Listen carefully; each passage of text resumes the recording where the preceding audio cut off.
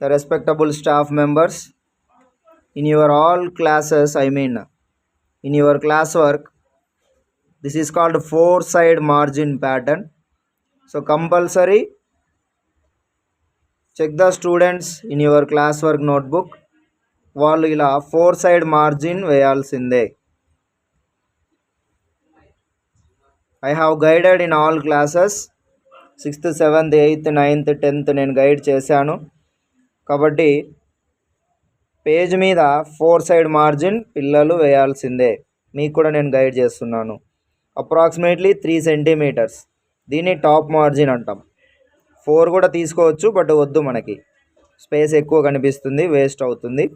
3 centimetres enough. Then left side 1 or 1.5 centimetres. Then bottom 1 or 1.5 centimetres. Then right side also 1 or 1.5 centimetres. So దీన్నే మనం four side margin అంటాం.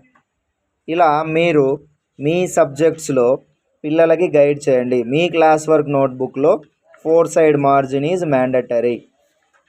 తర్వాత మనకి hand writing, ఇది మనకి dress code ఉన్నట్టు, uniform ఉన్నట్టు. ఒక క్లాస్ వర్క్కి దిస్ ఈజ్ ద యూనిఫామ్. కాబట్టి ప్లీజ్ టేక్ కేర్. మీకోసమే ఈ వీడియో తీసి I'm sending in our group. Four side margin మాత్రం నెగ్లెక్ట్ చేయొద్దండి. సో మీరు నేర్చుకోండి, పిల్లలకు కూడా గైడ్ చేయండి. ఏ పిల్లలకైతే రాదో వచ్చిన పిల్లలతో హెల్ప్ తీసుకొని వేయించండి. I have allotted monitors, spoken English and hand writing and disciplinary monitors in all classes 4th to 10th. So please వాళ్ళ హెల్ప్ తీసుకోండి, రెస్పెక్టబుల్ స్టాఫ్ మెంబర్స్. ఈరోజు నుంచి నేను హ్యాండ్ రైటింగ్ సడన్గా నేను, నారాయణ స్వామి సార్ గారు, ఎనీ టీచర్, డిఫరెంట్ నోట్బుక్స్ మేము visit చేస్తాము. ఏ పేజ్ అయినా ఇన్స్ట్రక్షన్స్కి విరుద్ధంగా ఉంటే we will write on that page cancelled. That is our duty. ఇంకా తర్వాత దాన్ని అప్రూవ్ చేస్తారో లేదా చెయ్యరో అది మన కరెస్పాండెంట్ సార్ గారి డెసిషన్. సో ఆ సబ్జెక్ట్ టీచర్స్ మీరు కరెస్పాండెంట్ సార్ గారితో మాట్లాడుకోండి.